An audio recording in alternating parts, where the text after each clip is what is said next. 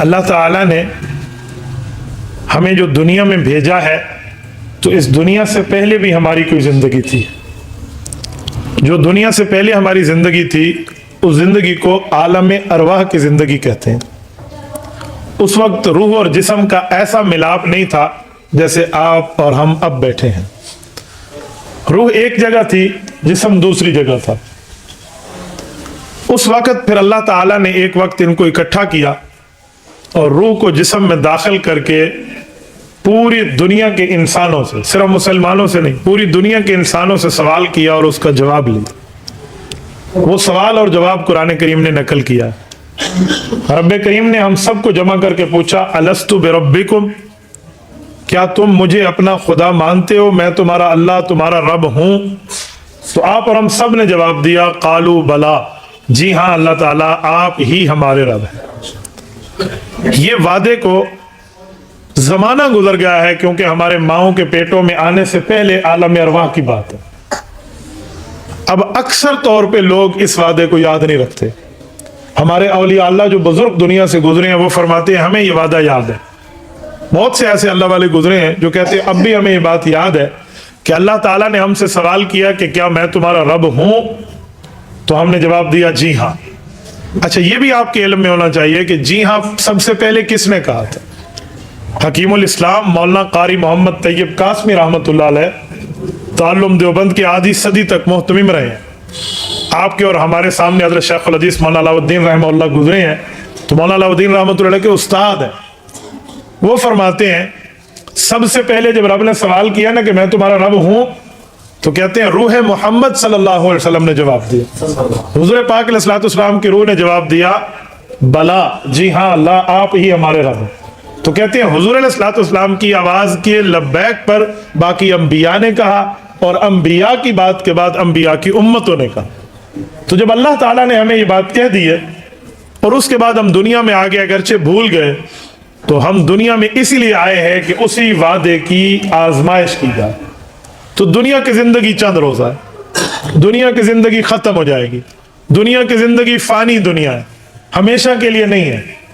اور دنیا میں آنے کی ترتیب ہے، جانے کی ترتیب کوئی نہیں. آنے کا مطلب پہلے دادا ہے، پھر والد ہے، پھر بیٹا ہے، پھر پوتا ہے. لیکن جانے کی ترتیب یہ ہوتی ہے کہ بیٹے پوتے پہلے جا رہے ہوتے ہیں اور والد اور دادا جان بعض اوقات زندہ ہوتے ہیں. تو جانے کی ترتیب نہیں ہے. دوسری بات رب کریم نے ہم سے اس بات کو بطور گلہ بیان فرمایا. یہ میں آپ کی خدمت میں سورت نمبر 2 سورۃ البقرہ کی آیت نمبر 28 پڑھنے لگا ہوں، پہلا پارہ ہے.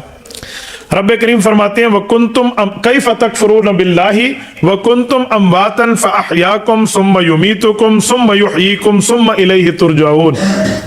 فرمایا کیف تکفرون باللہ، تم اللہ کی نافرمانی کیسے کر سکتے ہو؟ تمہیں یاد نہیں ہے کنتم امواتن، تم پیدائش سے پہلے ایک قسم کی مردگی کی حالت میں تھے. یعنی روح الگ تھا اور جسم الگ تھا، ان کا آپس میں کوئی تعلق نہیں تھا پیدائش سے پہلے. اور اس کے بعد فاحیاکم، رب نے تمہیں پیدا کیا، یعنی تمہاری روح کو تمہارے جسم کے ساتھ تعلق میں جوڑ دیا. یہ روح اور جسم کا تعلق کہاں جڑا ہے؟ یہ ہر انسان کے والدہ کی پیٹ میں جڑا ہے. اور کب جڑا ہے؟ صحیح بخاری شریف میں حدیث ہے کہ بچہ ماں کے پیٹ میں 4تھا مہینہ اس کو لگتا ہے تو اللہ تعالیٰ فرشتوں کو کہہ کے اس میں روح ڈلوا دیتے ہیں. اور جب اس میں روح آ جاتی ہے تو 4 چیزیں لکھ دی جاتی ہیں. اس کی زندگی وفات تک، اس کا اللہ تعالیٰ رب العزت کے ساتھ معاملہ کیسا ہوگا، اس کے رزق کی ترتیبیں، اس نے کھانا پینا کتنا ہے وہ سب کچھ لکھ جائے گا. اور جو اس کے آگے معاملات دنیا کے چلیں گے وہ سارے لکھ دیتے ہیں. اس کے ذمہ اولاد ہے، بچیاں ہیں، بچوں پوری ترتیب زندگی لکھ دی جاتی ہے. تو یہ ہوا فاحیاکم، رب نے تمہیں زندہ کیا. اور وہ زندگی کی ابتدا ماں کے پیٹ سے ہوئی. 6 مہینے ہم ماں کے پیٹ میں اس روح ڈالنے کے بعد اندر رہتے ہیں، ناوے میں بندہ پیدا ہو جاتا ہے. تو فرمایا جب تم دنیا میں آ گئے پھر زندہ ہو کر اور دنیا میں تم نے دنیا کی رنگینیاں دیکھی تو یاد رکھنا دنیا میں دل نہ لگانا. ثم یمیتکم، ایک وقت آئے گا اللہ پاک آپ کو یہاں پر بھی موت دے گا. آپ کے روح کو آپ کے جسم سے نکال لیا جائے گا تو بندہ کہاں جائے گا؟ قبر میں جائے گا. اب روح کا تعلق قبر میں ہوتا ہے اس بنیاد پہ کہ اگر بندہ نیک ہے تو اس کو جزا ملے اور اگر برا ہے تو اس کو سزا ملے. حضور پاک صلی اللہ علیہ وسلم کی حدیث حضرت براء ابن عازب رضی اللہ عنہ فرماتے ہیں، مشکات شریف میں بھی ہے، باقی کتابوں میں بھی ہے، فرمایا اذا اقبر المیت، جس وقت بندے کو قبر میں رکھ دیا جاتا ہے تو اتاہ ملکان، اللہ تعالیٰ کی طرف سے دو فرشتے آتے ہیں، فیقعدانہ، اس کو اٹھا کر بٹھا دیتے ہیں، فیقولان لہ من ربک، اور اس سے سوالات و جوابات میں پہلا سلسلہ سوال کا، تیرا رب کون ہے، تیرا نبی کون ہے، اور تیرا مذہب اور تیرا دین کیا ہے، اس بارے میں پوچھا جاتا ہے۔ یہ تین سوالات ہوتے ہیں۔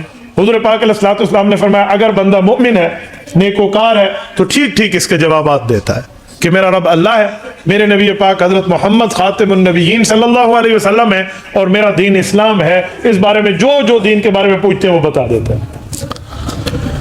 تو جب وہ ٹھیک جواب دیتا ہے تو رب کریم فرشتوں کو فرماتے ہیں ان صدق عبدی، یہ میرا بندہ ہے، اس نے سچ کہہ دیا۔ تو پھر اس کے انعامات شروع ہوتے ہیں۔ حضور علیہ السلام نے فرمایا اس کا پہلا انعام کیا ہے؟ فرمایا جاتا ہے البسوا لہ من الجنہ۔ اب یہ کفن والی ترتیب نہیں رہے گی، اب اس بندے کو جنت کا لباس پہنا دو، جنت کی ایک خاص ورزی ہے وہ پہنا دیا جاتا ہے۔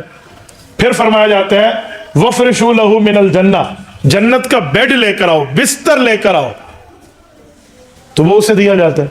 تیسرے نمبر پہ جنت وہاں رہتی ہے جہاں ہے، قبر یہاں رہتی ہے، اس کی قبر کو جنت کا باغ بنانے کے لیے فرمایا جاتا ہے وَافْتَحُوا لَهُ بَابًا إِلَى الْجَنَّةِ، جنت اور اس کے درمیان کھڑکی کھول کے تعلق قائم کر دو، یعنی یہ جنت کی برانچ بن گئی۔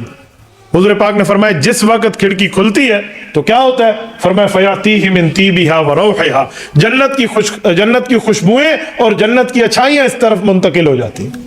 میں آپ کو سمجھانے کے لیے مثال دیتا ہوں۔ ایک شخص یہاں سے بیرون ملک گیا اور وہاں اس کی عزت اور احترام شروع ہو گیا، ایئرپورٹ پہ ریسیو کر لیا گیا ہے۔ ریسیو کرنے سے پہلے بندہ وہ حساب کتاب تو دیتا ہے نا، وہ جو کاؤنٹر ہوتا ہے وہاں پر امیگریشن والا، یہ سب کچھ حساب دیا، باہر نکلا، سب کچھ لیگل تھا، ریسیو کیا گیا، اچھے ہوٹل میں لے جایا گیا، یہ وہاں پر پہنچے، اس کو کھانا دیا گیا، اچھا بستر ملا، اور اس کے بعد یہ آرام کر کے اٹھا۔ تو اب ظاہری بات ہے میرا گھر والوں سے تو رابطہ ہونا چاہیے، جن بندوں کے ساتھ وزٹ پہ ہے ان کے ساتھ، تو اسے وائی فائی لگا کر موبائل دے دیا گیا، تعلق ہو گیا ہے نا، بیٹھا کمرے میں ہے لیکن اس کے راستے کھل گئے۔ میں سمجھانے کے لیے کہتا ہوں اتنی آسان زندگی قبر کی بنا دی جاتی ہے کہ جنت اور جنت کے کنٹیکٹ میں اس کو رکھ دیا جاتا ہے۔ فرمایا اسی طرح جب فرشتے سوالات کرتے ہیں اس منافق کافر غلط بندے سے، تو وہ کوئی جواب نہیں دیتا۔ ان سوالوں کے جواب میں وہ ایک ہی بات کہتے ہیں اقول کما یقول الناس، جیسے لوگ کہتے تھے میں بھی کہتا تھا، کوئی جواب دے کر مطمئن نہیں کر سکتا ان کو۔ تو رب فرمائیں گے ان کذب، اس نے جھوٹ بولا۔ آپ غور کریں پہلا لفظ تھا ان صدق عبدی، میرے بندے نے سچ بولا، یہاں عبدی نہیں فرمایا کہ میرا بندہ، یعنی اللہ پاک کو اس پہ غصہ ہے، فرمایا کذب، جھوٹ بولتا ہے، تو اس کو بھی تین چیزیں دے دو۔ کیا فرمایا والبسوا لہ من النار، جہنم کا لباس دے دو، وفرشوا لہ من النار، جہنم کا بستر دے دو، وَافْتَحُوا لَهُ بَابًا إِلَى النَّارِ، جہنم کی کھڑکی کھول دو، فَيَأْتِيهِ مِن سَمُومِهَا وَحَرِّهَا، اور وہاں کی بدبوئیں اور وہاں کی تکلیف اور تپش اس کو آتی رہے گی۔ اللہ محفوظ فرمائے۔ تو فرمایا دنیا میں دل نہ لگانا، تم فوت ہو جاؤ گے، پھر تمہارے قبر کا معاملہ بنے گا، اور جب قبر میں رہو گے پھر رب العزت تم سے وہاں سوالات کریں گے۔ یہ جو لفظ ہے ثم یحییکم، موت کے بعد دوبارہ تمہیں زندہ کیا جائے گا۔ حضرت عبداللہ ابن عباس رضی اللہ تعالیٰ عنہ رسول اللہ صلی اللہ علیہ وسلم کے شاگرد ہیں، وہ فرماتے ہیں اس کا مطلب ہے قبر میں سوالات کے لیے اٹھایا جائے گا، اور پھر اگلا زندگی کا بعد معاملہ فرمایا ثم الیہ ترجعون، پھر قبر سے نکلنے کے بعد تم رب کی طرف لوٹائے جاؤ گے، اگر ٹھیک ہوگا معاملہ تو جنت ہے، برا ہوا تو جہنم ہے، اللہ محفوظ فرمائے۔ یہ پہلی بات میں نے آپ کی خدمت میں کرنی تھی۔ اس سے ہمیں ایک بات سمجھ آ جانی چاہیے کہ ہم دنیا میں ہمیشہ کی زندگی لے کر نہیں آئے، اور دنیا میں ہم ہمیشہ کے طور پہ رہنا نہیں آئے، بلکہ ایک وقت ہے ہمارا۔ دوسری بات، یہ سورۃ الملک ہے، سورۃ الملک سورۃ نمبر 67، اس کی آیت نمبر 2 ہے۔ رب کریم ارشاد فرماتے ہیں الذی خلق الموت والحیات لیبلوکم ایکم احسن عملا وہو العزیز الغفور۔ فرمائے لوگو الذی، اس رب کی عبادت کرو، اس رب کو یاد کرو، خلق الموت والحیات، جس نے موت کو بھی پیدا کیا اور زندگی کو بھی پیدا کیا۔ تو یہاں دو باتیں ہیں، پہلے موت کیوں کہا، پہلے تو زندگی کہنی چاہیے۔ علماء کہتے ہیں اس کا ایک جواب تو یہ ہے کہ مرنے سے پہلے، پیدا ہونے سے پہلے بھی تو ہماری مردگی کی حالت تھی نا، روح کہاں تھا، جسم کہاں، اور تعلق بھی نہیں تھا۔ دوسرا جواب یہ ہے کہ زندگی فانی ہے، اس لیے اس کو بعد میں ذکر کیا، موت یقینی ہے اس لیے پہلے ذکر کیا۔ الذی خلق الموت والحیات، رب نے زندگی پیدا کی، फरमाया क्यों? लियबलुवकुम अय्युकुम अहसनु अमला, अल्लाह पाक तुम्हें दिखाना चाहता है कि तुम में कौन बंदा है जो अच्छे आमाल करके लाता है। अच्छा, यहाँ अहसन है, अक्सर नहीं है। एक होता है अक्सर व अमला, जिसके अमल अक्सर हो, कसीर हो, ज्यादा हो। एक है अहसन व अमला, जिसके अमल हसीन हो।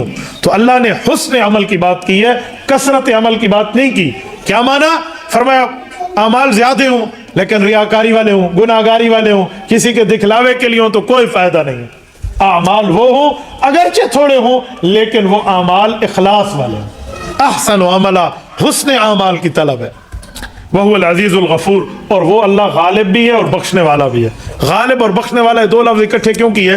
मुफस्सिरीन फरमाते हैं गालिब इसलिए अल्लाह है कि अल्लाह ताला की बात हर सूरत में पूरी हो के रहती है। हाँ, तूने फैसला करना है कि मैंने अल्लाह के साथ बात के साथ ठहरना है या शैतान की बात के साथ। क्या मतलब? जैसे हदीस पाक में है ना, क्या बंदे, एक तुम्हारी चाहत है और एक तुम्हारे अल्लाह की चाहत है। अगर तुमने अपनी चाहतों को अपने अल्लाह और अपने खालिक की चाहत के मुताबिक कर दिया तो अल्लाह वही करेगा जो तुम्हारी चाहत है। लेकिन तुमने अगर अल्लाह की चाहत को न माना तो अल्लाह तुम्हें तुम्हारी चाहतों में थका देगा और आखिर में होगा वही जो अल्लाह की चाहत है। तो यहाँ यही फरमाया वहुवल अजीज, अल्लाह गालिब है। अल्लाह पाक का कलमा बुलंद होकर रहता है, लेकिन अल गफूर, तुम अगर अल्लाह रब्बुल इज्जत के सामने झुकाई इख्तियार कर लो तो अल्लाह पाक तुम्हें बख्श देगा, अल्लाह पाक तुम्हारी गलतियों को माफ फरमाएगा। मैंने 3 पॉइंट आपकी खिदमत में अर्ज करने थे, मैं तीसरा और आखिरी पॉइंट शुरू करने लगा हूं, तवज्जो रखना।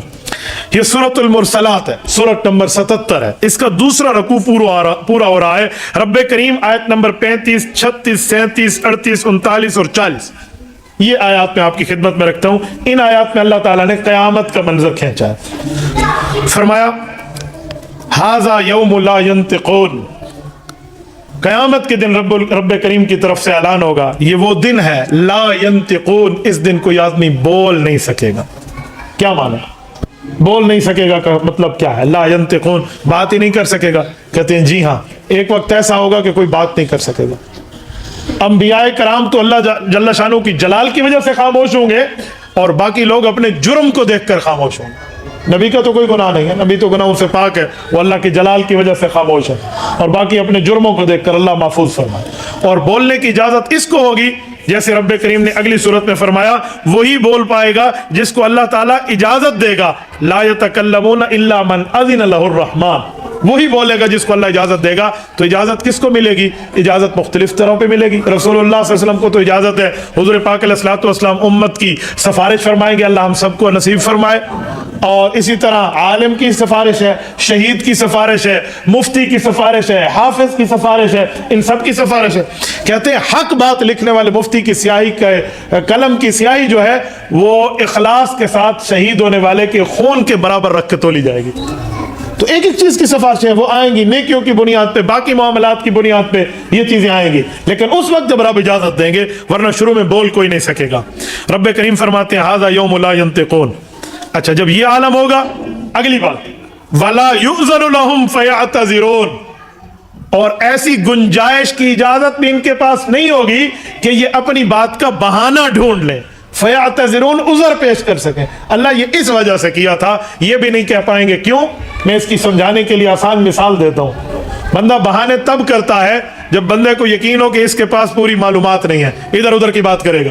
मैं मिसाल के तौर पे कहता हूँ, आपने कोई काम और हमने कोई किया हो और हम क्या हमने नहीं किया, तो हमारे सामने अगला सीसीटीवी फुटेज चला दे, भैया तुम्हारा काम है, 4 गवाह पेश कर दे, वो कहें आंखों से हमने तुम्हें देखा, पूरी निशानियां बता दे, तो बंदा पानी पानी हो जाता है, फिर जवाब नहीं दे सकता, बहाना नहीं बनता।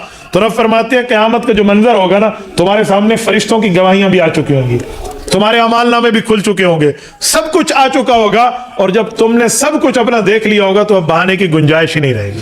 फरमाया वला युज़नु लहुम फयअतज़िरून, ये इजाजत भी नहीं मिलेगी कि तुम कोई उज़र पेश कर सको। वैलुन यौमइज़िन लिल-मुकज़्ज़िबीन, क़यामत का ये दिन उन लोगों के लिए बहुत बड़े खसारे का बाइस है जो अल्लाह ताला के दीन को झुटलाने वाले हैं। अच्छा, झुटलाने की भी 2 किस्में हैं। झुटलाने की किस्म को समझाने के लिए कहता हूँ, आप हदीस पाक की किताब, हर मस्जिद में उसकी तालीम होती है, फ़ज़ाइल आमाल, वहाँ पर एक हदीस पाक आप अक्सर सुनते हैं। हज़रत शेखुल हदीस मौलाना ज़करिया रहमतुल्लाह तआला अलैह ने हदीस पाक जिक्र की है। फरमाया सरासर जुल्म है उस शख्स का फेल कि जो अल्लाह के मुनादी यानी मुअज्जिन की आवाज़ सुने और वो नमाज को ना आए। अल्लाह के मुनादी की आवाज़ सुन के आने पे इनकार कर दे, तो इनकार 2 तरह का है। ایک ہے زبانی انکار ہے کہ میں نماز نہیں پڑھتا، بہت بڑا جرم ہے، اور ایک عملی انکار ہے کہ بندہ اذان بھی سنے اور نماز کا وقت گزر بھی جائے اور اس کے باوجود بھی نماز نہ پڑھے، تو یہ بھی تو نماز کا انکار ہی ہوا نا۔ تو یہاں بھی یہی ہے، وَيْلٌ يَوْمَئِذٍ لِّلْمُكَذِّبِينَ، فرمایا دین کو جھٹلانے والوں کے لیے آج کے دن میں بڑی خسارہ ہے۔ جھٹلانے کی بھی دو قسمیں ہیں، زبان سے جھٹلا دیں یا اپنے عمل سے جھٹلا دیں، تو اللہ پاک ہمیں دونوں جھٹلانے سے محفوظ فرمائے۔ اور پھر فرمایا هَذَا يَوْمُ الْفَصْلِ جَمَعْنَاكُمْ وَالْأَوَّلِينَ، اللہ اکبر، فرمایا لوگو ڈے آف ڈیسیژن، هَذَا يَوْمُ الْفَصْلِ، فرمایا یہ فیصلے کا دن ہے، جَمَعْنَاكُمْ وَالْأَوَّلِينَ، میں نے تمہیں اور پچھلی تمام امتوں کے ایک ایک بندے کو یہاں اکٹھا کر دیا، تو لہٰذا آج تمہارا حساب ہوگا۔ اگلا جملہ جو ہے وہ صرف بات نہیں ہے، وہ اللہ کی طرف سے ایک چیلنج ہے۔ فرمایا فَإِن كَانَ لَكُمْ قَيْدٌ فَكِيدُونَ، پر میری مخلوق تم نے بڑی نافرمانیاں کی میری، اب تم سارے اکٹھے ہو چکے ہو، تم میں بڑے ذہین فتین بھی ہیں، عقل مند بھی ہیں، بے وقوف بھی ہیں، سمجھدار بھی ہیں، بے عقل بھی ہیں، پڑھے لکھے بھی ہیں، ان پڑھ بھی ہیں، جتنے تم سارے آج ٹھہرے ہو تمہاری طاقت اکٹھی ہو چکی ہے۔ فَإِن كَانَ لَكُمْ قَيْدٌ، اگر آج بھی تم کوئی چال چل سکتے ہو نا سارے اکٹھے ہو کے اللہ کے مقابلے میں، فَكِيدُونَ، آؤ پھر میرے مقابلے میں چال چلو، یہ اعلان ہوگا۔ یہ اصل لفظ ہے فَكِيدُونِي، یہ نون پہ زیر ہے، اس کا مطلب یا یہاں گری ہوئی ہے وقف کی وجہ سے، مراد ہے آؤ مجھے کوئی چیلنج دے سکتے ہو یا میرے مقابلے میں کوئی آپ لوگ جو ہے نا کیا کہتے ہیں کوئی داؤ پیچ چلا سکتے ہو تو آؤ چلاؤ۔ تو کون چلائے گا؟ کون وہاں کیا کر پائے گا؟ کچھ بھی نہیں ہو سکتا۔ تو فرمایا وَيْلٌ يَوْمَئِذٍ لِّلْمُكَذِّبِينَ، بربادی، تباہی، ستیہ ناس ہے ان لوگوں کے لیے جو اللہ رسول کے دین کو جھٹلانے والے۔ تو میرے دوستو یہ تین قرآن کریم کی آیات مختلف جگہ سے میں نے آپ کی خدمت میں پیدائش سے پہلے ایک واقعہ بیان کیا، دوسرا پیدائش کے بعد دنیا کے حوالے سے بیان کیا، اور تیسری آیت میں نے آخرت اور قبر کی بات کی ہے۔ تو یہ تینوں احوال آپ کے اور میرے ہیں، تو اس لیے بہتر ہے کہ ہم لوگ اپنی زندگی کو درست کر لیں۔ آج ہم محترم حاجی زاہد صاحب کے ایصال ثواب کے لیے بیٹھے ہیں۔ میں چاہوں گا کہ میرا یہ کہنا اور آپ حضرات کا یہ سننا ہم حاجی صاحب کو ایصال ثواب کر دیں۔ اللہ تعالیٰ ان کے آخرت کے منازل کو آسان فرمائے، اللہ تعالیٰ ان کے پسماندگان پر رحمت اور کرم کا معاملہ نافذ فرمائے، اللہ تعالیٰ ان کو صبر جمیل عطا فرمائے، ہماری طرف سے حضرت حاجی صاحب کو اللہ بہترین جزائے خیر عطا فرمائے۔ یہاں ہمارے جمع ہونے کا مقصد حاجی صاحب کو تو ایصال ثواب ہے ہی، لیکن یہاں اس بہانے اپنے آپ کو بھی دیکھنے کی بات ہے۔ میرے دوستو جانے والے کا غم بہت ہے، میں اس پر دوسرا لفظ نہیں کہہ سکتا۔ حاجی صاحب کے ساتھ معاملہ کیا تھا آپ سارے اور ہم سارے جانتے ہیں۔ میں نے تو کسی بندے سے اس کی کوئی ایسا جملہ بھی اس کی زندگی میں نہیں سنا جو کوئی اس کے خلاف بولے۔ وفات کے بعد تو سارے ویسے بھی اچھا بول دیتے۔ حدیث پاک کے مطابق 40 مسلمان بھی اچھائی کی تعریف کر دیں تو کہتے ہیں اس کی بخشش ہو جاتی ہے۔ یہاں تو جگہ کم پڑ جاتی ہے۔ حضرت حاجی صاحب کے جنازے میں یہ ہم نے سب نے دیکھا ہے معاملہ، تو ان کے لیے بھی ایصال ثواب ہے، جتنا ہم ہو سکے پڑھ کے بخشیں، لیکن اپنے آپ کو بھی غور کرنے کی بات ہے کہ ہم سب اس راستے پر موجود ہیں جہاں کی بورڈنگ ہو چکی ہے، جسٹ فلائٹ کا ٹائم ہمیں پتہ نہیں، بس ہم اس معاملے میں موجود ہیں۔ میرے دوستو قیامت، قبر کی فکر یہ بہت بڑی چیز ہے، کیونکہ الموت قدح کل نفس شاربوہا، یہ پیالہ ہے، گلاس ہے، برتن ہے جس سے پانی پیا جاتا ہے، تو عربی شاعر کہتے ہیں الموت قدح، موت بھی ایک پیالہ ہے، کل نفس شاربوہا، ہر نفس نے اس سے پینا ہے، والقبر باب کل نفس داخلوہا، اور قبر ایسا دروازہ ہے اس سے ہر نفس نے داخل ہونا۔ تو میرے دوستو اللہ تعالیٰ کرم اور فضل کا معاملہ فرمائے، اللہ تعالیٰ آپ کے اور ہمارے اوپر بھی صراط مستقیم عطا فرمائے۔ ہم مردوں کا صرف یہ معاملہ نہیں ہے کہ ہم کما کر اپنے گھر میں دیں، یہ بھی ہے کہ جو اچھی بات باہر سنیں اپنے گھر جا کر بتائیں۔ گھر والوں کو صرف پیسے کما کر دینا یہ ذمہ داری مرد اور مسلمان کی صرف یہ نہیں ہے، بلکہ یہ ہے کہ ہم انہیں جو دین کی بات سنیں، جو اچھی بات سنیں ان تک آگے پہنچائیں۔ امید ہے ہم سب یہ گھر جا کر آخر تک پیغام دیں گے، کریں گے انشاءاللہ۔